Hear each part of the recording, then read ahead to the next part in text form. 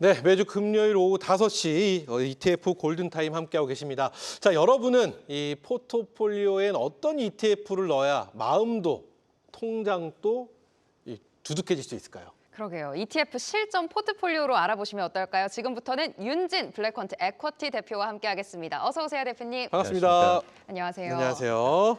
이제 대표님과 함께 저희가 앞으로 한 달에 한 번씩 뵐 텐데요. 대표님께서 네. 맡아주신 코너가 월간 ETF 포트폴리오 구성이에요. 네. 포트폴리오 하나를 딱 짜주시는 게 굉장히 많은 노하우가 또 들어갈 것 같아서 오늘 함께한 첫 방송의 이 소감부터 먼저 한번 들어보고 싶습니다. 그래요. 일단은 좀 명백히 해둘 건 저희는 일단 기관이고요. 그래서 사실 이런 발언 부분에 대해서는 굉장히 좀 조심스럽게 하는 부분도 있을 거고, 그다음에 일반 이제 개인 투자자나 뭐 그냥 이제 뭐 유사 투자자문 하시는 분들 대비해서 이런 것들에 대한 어떤 차이점이 분명히 있긴 할 겁니다. 근데 중요한 거는 이제 저희 같은 경우에는 실질적으로 EMP, 즉 이제 ETF 기반의 포트폴리오를 운영을 하고 있는 기관이기도 하고, 그래서 이런 부분들은 실제 기관들이 어떻게 운영하는지에 대해서 인사이트 정도는 참고는 하실 수가 있을 거고요. 한 가지 이제 ETF 시장의 차이점이 있다라면은 어떤 개별 자산이랑은 다르게 이 시장 자체를 소화하는 건 LP들이 소화를 합니다. 그래서 실제로 뭔가 개인들의 자산이 들어간다 그래가지고 주가 변동폭이 커진다거나 이런 비중은 굉장히 미미하고, 상대적으로 이제 우리가 원하는 밸류에이션을 선취할 수 있다라는 면에서는 상대적 안정성이 존재한다라고 좀 보시면 좋을 것 같습니다. 좋습니다. 자, 이 코너는요, ETF 포트폴리오에 대한 모든 것입니다. 네. 그냥 뭐 ETF 그냥 사면 되는 거 아니야라고 생각하시는 분들 굉장히 많이 계실 텐데, 자, 그냥 사는 것보다 이 ETF의 포트폴리오는 굉장히 중요하다고 또 말씀하시는 분들 굉장히 많이 계십니다. 대표님께 한번 여쭤볼게요. ETF의 포트폴리오 중요하죠? 어느 만큼 중요할까요? 사실 개인 투자자들한테는 가장 우선시 돼야 되는 포트폴리오라고 할 수 있을 것 같고요. 그 일례로 사실 이제 ETF 시장이 처음 도래했던 게 2008년 금융위기 이후에 블랙락이 가장 이제 공격적인 상품 출시들을 하면서 ETF 시장들이 공격적으로 도래를 했거든요. 근데 이때 지원 사격을 했던 게 워렌 버핏이 지원 사격을 했었습니다. 그래서 그때 당시 S&P 뱅가드였어요. 뱅가드 거 ETF를 편입하면서 이제 주요 헤지 펀드랑 이제 수익률 배틀을 한번 10년치로 진행을 했었고요. 그걸 이제 특정 웹사이트에서 같이 이제 수익률 배팅을 진행을 했었고, 근데 여기서 실제 수익률이 이겼다라기보다는 정확히 말하면 헤지 펀드들이 수취하는 수수료들까지 이제 차감하고 나서의 투자 수익률로 봤을 때 이제 상대적으로 액티브성을 가진 펀드들 대비해서 승리를 하는 모습을 볼 수 있었기 때문에, 개인 투자자들 입장에서는 이제 포트폴리오에 있어서 만약에 이제 본인들이 인사이트가 크게 있지 않다라면은 투자하기에 좋은 상품군으로 보실 수가 있을 것 같습니다. 그래서 그런 측면에서 어쨌든 개인들 입장에서는 제일 가장 못하는 것이 분산 투자에 대한 비중이기도 하고, 그다음에 자산 자체가 거대한 규모까지는 아니기 때문에 사실 여러 종목에다가 분산한다는 것 자체가 좀 리스키한 측면이 있죠. 그래서 이런 부분들을 대체적으로 편입할 수 있는 방식이다라는 면에서의 장점으로 보시면 될 것 같습니다. 우리가 소위 말하는 뭐 음식에도 조합이라는 게 있잖아요. 네. 그리고 식재료에도 궁합이 있고, 네. 이 조합과 궁합 뭐 이런 거를 ETF로 좀 맞춘다, 이렇게 쉽게 이해해도 되는 걸까요? 네. 그거랑 좀 개념을 달리 해야 되나요? 목적 자체는 그 부분이 맞고요. 근데 이제 중요한 거는 특정 인덱스들이 존재를 합니다. 인덱스를 기준으로 팔로우업을 하는 패시브 펀드를 만든 게 이게 ETF인 것이고, 그렇게 이제 설정되어 있는 것들이 우리가 이제 추종해야 될 인덱스를 선택해가지고 투자를 하면은 그래요. 사실상 그 인덱스를 쫓아갈 수 있는 부분이고요.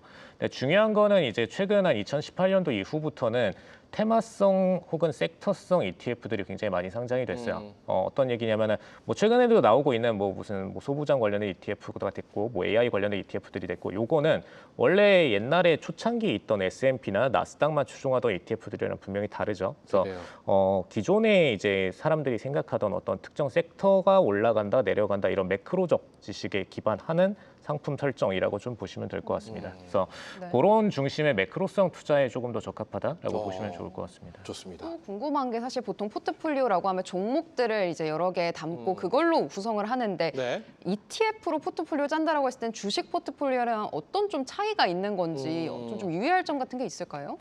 개인 입장에서 확실한 딱 특이점이 하나가 존재하는 게 특정 이제 정보 격차에 대한 이슈가 있죠. 개별주 같은 경우에는 어떤 기업이 뭔가 공시를 한다던가 이런 타이밍적인 이슈들이 있는데, 사실 이제 투자풀 내에 일정 수량 이상의 종목들이 섞이게 되면은 그런 개별적 이슈로 인해 가지고 변동하는 변동폭이 아무래도 n분의 1로 줄어들게 됩니다. 그래서 그런 비중들이 상당히 해지가 되고 상대적으로 이제 중요한 포인트인 그 해당 업종이 됐건 그 인덱스 전체가 됐건 주가 지수가 됐건 그 자체가 성장할 것이냐에 대한 매크로적 이슈가 변하게 됩니다. 그래서 개인들 입장에서는 상대적으로 이런 개별 종목의 정보적 격차 대비해서의 정보적 약세 부분을 확실하게 좀 안 가져가고 그다음에 본인들이 어떤 매크로적 지식만 가지면은 이런 부분들을 지식적으로 이제 해결할 수 있다라는 명확한 장점이 존재한다. 그래서 그게 이제 개별 종목 투자할 때와의 명확한 좀 차이점으로 보시면 될 것 같고요. 다만 이제 이렇게 됐을 때 한 가지 포인트는 기업에 대해서 공부하시는 것보다는 경제에 대해서 공부하시는 비중이 좀 더 증가해야 된다라는 차이점은 있습니다. 쉽게 말씀드리면 바쁘신 분들한테 최고입니다. 그렇죠. 기업의 내용을 일일이 분석하는 것보다 전반적으로 우리는 알고 있잖아요. 미래에는 로봇이 잘 갈 것 같아. 큰 그림을 보는. 미래에는 AI가 세상을 지배할 것 같지 않아? 근데 그 안에 종목을 찾기에는 좀 부담스럽다. 그렇다면 ETF로 접근을 하는 것이 좀 더 현명하지 않겠느냐. 이렇게 이해하면 되는 거잖아요, 쉽게. 네, 그렇죠. 맞습니다. 그렇다면 이제부터 ETF 포트폴리오를 이제 처음 구성해 본다 네. 하시는 분들을 위해서 함께 달려가 보도록 하겠습니다. 자, 대표님 뭐부터 시작하면 좋을까요? 포트폴리오 일단 뭐부터 시작하면 좋을지와 함께 처음에 시작하시는 분들이 또 주의해야 될 점들이 분명히 존재할 것 같습니다. 일단 최근에 이제 유행하는 게 글로벌 ETF들도 유행을 하고 있고 국내 ETF들도 동시에 이제 유행을 하고 있는데 여기서 이제 명확하게 세금에 대한 이슈, 그다음에 환율에 대한 이슈가 차이가 발생한다는 걸 좀 인지하시면 좋을 것 같고요. 어쨌든 이제 글로벌 상품들 같은 경우에는 당연히 양도소득세에 대한 비중이 존재를 하고 그다음에 조심하셔야 될 게 국내 설정되어 있는 글로벌 ETF들이 있어요. 그러니까 국내화 ETF라고 하거든요. 이 상품들 같은 경우에는 배당에 대한 세금을 내야 됩니다. 그래서 배당세액에 대한 부분들이 사실상의 어떤 가장 큰 부담이 되고 그다음에 고액자산운용 같은 경우에는 이런 종합소득세가 비율적으로 증가하기 때문에 그런 부분에 있어서 조심하셔야 되는 포인트가 반드시 있고요. 그래서 글로벌 투자를 하셔야 되는 분들 입장에서는 이 자산의 규모에 맞춰 가지고 세금에 대한 계산을 좀 할 필요가 있다라고 좀 보시면 좋을 것 같습니다. 그래서 저희도 이제 사이트에다가 절세 계산기 이런 것들을 세팅해가지고 본인 자산 규모에 맞게 밸런싱을 할 때 어떻게 해야 되는가 이런 것들을 이제 툴로 개인들한테도 제공을 하고 있는데 참고로 해서 이제 그런 것들을 이용해가지고 내 자산 대비해서 내가 글로벌을 어느 몇 % 정도까지 편입해도 괜찮은가에 대해서 계산을 좀 해보시면 좋을 것 같고요. 사실 이게 평균으로 좀 나와 있는 수치 같은 건 없을까요? 뭐 기본적으로 어느 정도 퍼센테이지 정도는 해야 된다, 뭐 하고 가도 부담이 없을 것이다 하는 이런 수치 같은 게 나와 있으면 좀 더 편하실 것 같은데. 금액 기준으로 봤을 때 이제 2억 이상의 금액이시라면은 가급적이면 그냥 해외장에다 직접 투자하시는 게 낫고 글로벌 상품을 투자해야 한다면 네네. 직접 가시는 게 낫고 그게 아니라면 그 미만이라면은 이제 사실상 국내화 ETF들을 편입하셔도 큰 문제는 없습니다. 근데 사실 제일 좋은 거는 그냥 최근 한 1년도처럼 네. 국내장이 그냥 잘 갈 때 국내 ETF들에 내가 투자하시는 게 사실 세금적으로나 수익률적으로나 가장 좋은 상태값이고요. 근데 이제 앞으로 만약에 국내장이 당연히 못 올라가는 케이스도 당연히 존재하겠죠. 그렇죠. 기간적으로. 그런 기간이 됐을 때는 이런 부분들 비율을 참고하셔가지고 내 금액에 맞춰서 장을 옮기시면 제일 적절할 것 같습니다. 그다음에 두 번째 포인트가 이제 환율에 대한 부분인데 환율 같은 경우에는 어쨌든 이제 내가 투자를 하는 대상 국가의 환율 대비해서 원 환율이 네. 어쨌든 변동을 합니다. 계속해서 최근 같은 경우에는 원 달러가 계속해서 고공행진을 하는 과정이고 실질적으로 아직까지도 떨어지고 있지 못한 국면이다 보니까 오히려 이 부분으로 인해 가지고 해외 투자하셨던 분들이 환 수익을 거두신 케이스가 존재하거든요. 현재는. 근데 이런 부분들이 추후에 만약에 뭐 연기금 자금이 대거 국내로 다시 재진입한다던가 이런 케이스가 됐을 때는 환 손익이 반대로 이제 손실로도 전환될 수 있다라는 거를 참고하시면 좋을 것 같고 이런 것 때문에 이제 국내에서도 코덱스나 주요 ETF들에서는 메인 ETF들에 대해서 환해지를 걸어놓은 H가 뒤에 걸린 상품들이 있습니다. 그래서 그런 상품들 투자를 하시면은 상대적으로 내가 환 수익에 대한 환 손실에 대한 부분들을 좀 고려를 할 필요가 없다라고 생각하시면 좋을 것 같고 다만 이제 모든 ETF들에다가 다 이렇게 걸어놓은 게 아니고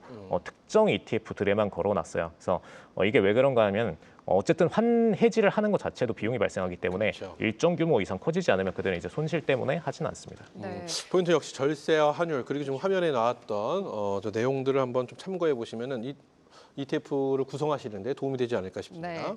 그럼 오늘 첫 회니까요, 대표님. 네. 이 코어 ETF가 뭘지가 참 궁금해지고요. 맞습니다. 그 코어 ETF를 어느 정도 비중으로 가져가는 게 좋을지까지 같이 조언해 주시면 좋겠습니다. 네.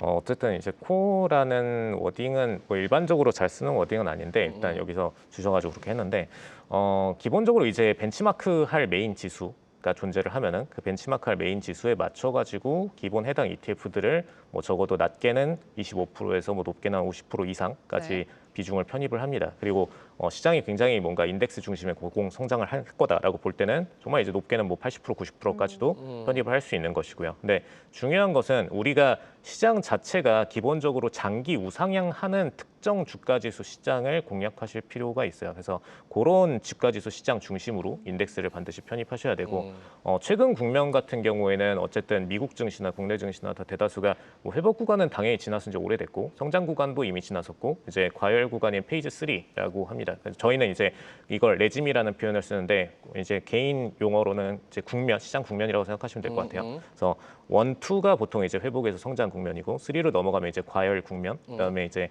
폭락 국면으로 넘어가는 페이지 4로 보시면 되는데 지금은 어떤 국면인가요? 지금 이제 3로 완전히 넘어가 있는 상태이고요. 과열 국면? 네, 네. 완전히 넘어가 있는 상태이고 이제 4에 임박하기 전이라고 좀 보시면 될 것 같습니다. 그래서 아직은 이제 3 구간에 위치해 있긴 한데 이런 국면일 때는 어쩔 수 없이 이제 메인 인덱스 중에서 특히 테크 인덱스에 대한 비중을 점점 축소시키면서 다우 같은 주요 이제 배당 관련된 비중을 증가시키는 게 상대적으로 효율적인 전략이 되실 수가 있고요. 그래서 현재 페이지에 맞게 보실 때는 이제 다우를 보시는 게 맞다. 미증시 보시는 분들 입장에서는 그렇게 보시면 될 것 같고, 근데 중요한 거는 네. 요 구간에 이렇게 편입을 하는 포지션 자체가 사실 주요 주가 지수인 S&P 대비해서 추가 수익을 낼 수 있느냐 덜 내느냐에 대한 요인을 결정하는 포인트예요. 그래서 S&P 대비해서 다우가 덜 빠지고 올라갈 때 그나마 조금 더 기어 올라갈 수 있는 그런 포이즈의 국면이다라고 좀 보시면 될 것 같습니다. 굉장히 인상적이에요. 지금 미국 ETF 쪽 보면은 S&P보다는 다우 쪽. 한마디로 지금의 우리의 시장에 여태까지 달려왔던 트렌드랑은 살짝 그렇죠. 달라지는 듯한 실험할 수 이런 있다 이렇게 보시는 것 같아요. 그런 평가를 주셨는데 잠시 후에 저희가 또 한번 여쭤보도록 하겠고요. 네. 그러면 일단 대표님이 소개해 주신 포트폴리오의 운영 원칙이나 팁 뭐 이런 게 있으실까요? 또 이런 원칙이 또 존재해야지만 네. 가능하기 때문에 기본적으로 이제 사실 뭐 내가 좋다 이런 표현보다는 가장 이제 이성적으로 시장 원칙상 존재하는 이론들에 대해서 좀 얘기를 드릴게요. 기본적으로 이제 포트폴리오 자체가 특정 주가 지수라고 하더라도 물론 이제 우리가 느끼기에는 뭐 단일 종목보다는 특정 주가 지수 전체 투자하는 게 굉장히 안정적이라고 생각하실 수 있는데 기본적으로 특정 국가 자체도 흐름이 존재하기 때문에 한 국가에다가 자산을 다 몰입하는 것보다는 최소한 2개 국가라도 자산을 분배해서 나누시는 게 조금 더 이 레인지 표준 편차 범위를 줄일 수가 있습니다. 요것도 한번 여쭤볼게요. 그러면 나누는 게 좋다고 했잖아요. 이 네. 나누는 조건들도 좀 있지 않을까 싶어요. 왜냐하면 뭐 예를 들어서 뭐라고 할까요? 한국의 어떤 기술주, 네. 그리고 미국의 기술주, 뭐 이렇게 그것도 또 겹치는 게 아닐까요? 업종도 겹치는 경우가 좀 있지 않나요? 사실 이제 어쨌든 동일하게 겹치게 되면은 공통 변수가 생기기 때문에 예를 들면 대만과 한국 네. 굉장히 많이 겹치는 TSMC와 맞습니다. 삼전닉스가 있기 때문에 네네 맞습니다. 이런 경우는 좀 이렇게 갈라져야 되는 건지 아니면은 그래도 네. 상관없이 국가가 나눠져 있기 때문에 상관없는 건지 그것도 궁금하긴 합니다. 인덱스 전체적으로 아시아권은 거의 다 연동률 자체가 기본적으로 0.5배, 그러니까 50% 이상 연동률이 기본적으로 있고요. 그래서 이 값 자체를 어쨌든 이제 베타값 자체를 좀 해지를 해야 되는 필요성이 있다 보니까 국가 자체를 사실 가능하면은 동서양을 좀 나누는 게 인덱스 상으로는 안정성을 조금 더 높일 수는 있습니다. 그래서 그거는 참고하시면 좋을 것 같고, 네, 중요한 건 이제 주가 지수끼리도 국가를 나누는 것도 중요한데 자산군 기준으로도 최근 들어서 어쨌든 이제 페이즈 3라고 말씀드렸으니까 사실 하락이 임박한 시점의 증시란 말이죠. 그래서 이런 국면일 때는 자산군 자체를 이제 대체 자산군인 뭐 이제 채권이 됐든 골드가 됐든 혹은 이제 환율 통화 쌍이 됐던 혹은 뭐 기타 빅스 같은 특정 파생 상품이 됐건 설정값 자체를 좀 바꿔서 놓으실 필요가 있어요. 그래서 뭐 일반 이제 개인분들이 건드리시는 자산군 대비해서는 굉장히 갑자기 처음 들어보는 워딩이실 수 있는데 대다수의 자산운용사들이 이미 기관들이 운영할 수 있을 만큼의 다양한 상품들을 설정해서 ETF로 출시해 놓은 상태이기 때문에 뭐 개인들도 찾기만 하면 다 이용을 하실 수 있습니다. 다만 이제 그 상품의 성질을 모르다 보니까 이게 뭐야 괜히 워딩도 막 무슨 VIX 0.5 SP, S&P 이렇게 굉장히 좀 영어로 길게 막 돼 있기도 하다 보니까 이거 못 알아듣겠어서 안 하는 케이스가 있지만 네. 실질적으로 시장 투자자들 입장에서는 굉장히 이제 효율적인 자산 분배 수단이 된다라고 생각하시면 좋을 것 같습니다. 저는 또 궁금한 게 아까 그래요, 이제 그래요. 과열의 끝물이라고 하셔서 저는 마이크로 실적 보고 이거 아직도 그렇죠, 이제 그렇죠. 시작인가 막 이런 생각을 했는데 아까 단계를 1, 2, 3, 4로 네. 해주셨는데 3단계가 과열이라고 했는데 끝 단계다라고 하셨으니까. 우리 혜민 MC가 볼 때는 한 2단계 정도 아니겠느냐 네, 이렇게 왜냐면 생각했구나. 막 로봇도 아. 이제 나와야 되고 아직도 뭐 AI로 갈 길이 먼 것 같은데 왜 이제 3단계 그것도 끝물이다 이렇게 보고 계시는 걸까요? 그래, 난 아직 배고픈데. 저희 이거는 좀 명확히 얘기 드릴게요. 네. 기술 자체에 대한 페이지와 증시의 인덱스의 움직임에 대한 아. 페이지는 다릅니다. 그러니까 저희는 사실 이제 테크주에 굉장히 좀 많이 투자를 하는 기관이다 보니까 좀 얘기를 드리면 테크 기준으로 AI 랠리에 대해서는 거의 이제 성장기 초반인 국면에서 이제 약간 중반으로 넘어가는 고국면이라고 보시는 게 맞을 것 네. 같고요. 그것과 달리 증시 인덱스 기준으로는 초과열 국면 랠리로 이미 진입한 지는 오래됐고 뭐 최근 들어서 이제 GDP 대비해서 환산 값으로 매기더라도 한 지금 2.3배 정도까지 올라가 있는 그래요. 상태이거든요. 그래서 이런 국면 자체는 분명히 이제 과열 국면으로 들어가 있는 거는 맞다. 다만 이제 증시가 소폭 조정을 받더라도 이렇게 이제 성장 국면 자체가 이제 기술적으로 산업혁명적인 부분에 있다 보니까 기술적으로 받쳐주는 상태가 됐을 경우에는 어떤 부분이 좀 장점이냐면 조정폭 자체가 뭐 딥하게 나오더라도 30%를 크게 안 넘어가는 뭐 그런 모멘텀들이 좀 있습니다. 미증시 기준으로는. 근데 이제 뭐 국장 같은 경우는 사실 레버리지 비율이 높다 보니까 그 낙폭이 미증시만큼 얕게 나오진 않을 거예요. 근데 중요한 거는 조정이 나오더라도 기본적으로 메인 기술 인덱스로 인해서 다시 재상승을 빠르게 좀 보인다라는 특정 장점이 있긴 합니다. 좋습니다. 그럼 마지막 질문을 짧게 이렇게 한번 드려볼게요. 일단 ETF도 그냥 아무 때나 담는 게 아니라 담아야 될 시기가 분명히 좀 존재할 것 같다는 네, 생각도 맞습니다. 들고요. 7월 포트폴리오 운영을 만약에 이제 계획하고 계신다고 한다면 왜냐면 네. 7월 되면 또 기관들의 리밸런스도 시작이 되고 뭔가 네네. 새롭게 새로운 세부대 같은 느낌이 좀 살 것 같은데 네. 7월에 대한 팁 그리고 또 담아야 할 시기는 도대체 존재하는 건지 뭐 이런 질문을 한번 드려보도록 하겠습니다.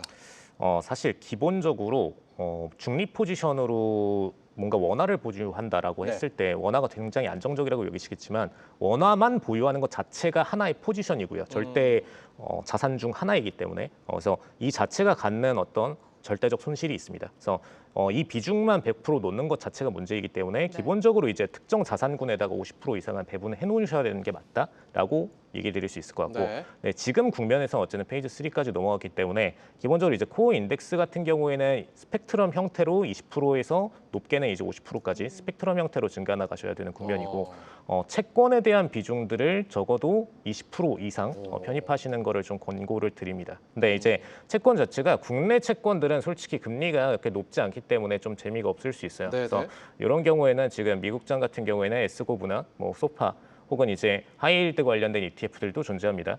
이런 상품들 같은 경우에는 기본적으로 이제 고정금리, 표준값 금리 자체가 기본적으로 높기 때문에 편입하셨을 때 상대적으로 이익이 될 수 있는 포지션이다라고 좀 보시면 될 것 같고, 근데 왜 갑자기 뭐 에스고브, 뭐 소파 왜 이런 상품들을 얘기를 하느냐라고 했을 때 일반 채권은 가격 변동에 대해서 고려를 하셔야 되는 큰 문제점이 있어요. 할인율에 대한 고려죠. 근데 이 상품들은 그냥 1일 금리, 2일 금리 형태로 수출하거나 혹은 이제 0에서 3개월 사이의 초단기채이기 때문에 그냥 말 그대로 우리가 아는 그냥 몇 퍼센트의 금리만 계좌에다 꽂는 형태로 움직입니다. 그래서 이런 부분들을 편입하셨을 때 상대적으로 일단 페이즈 국면에서의 하락을 막을 수 있는 포지션 중 하나다라고 좀 보시면 좋을 것 같고요. 그다음에 추가로 이제 바이오에 대해서 하나 얘기 드렸는데 바이오 자체는 메인 인덱스가 폭락장으로 넘어가는 페이즈 3 국면에서 상대적으로 상승 구간을 탄다라는 특이점이 있기 때문에 네. 그 부분도 참고하시면 좋을 것 같습니다. 네, 좋습니다. 여기까지. 뭐 깔끔하게 정리를 그러니까요. 싹 도와주셨습니다. 7월 ETF 실전 포트폴리오 윤진 대표의 운용 팁 잘 참고해 보시면 좋겠습니다. 지금까지 블랙퀀트 에쿼티의 윤진 대표와 함께했습니다. 감사합니다. 감사합니다.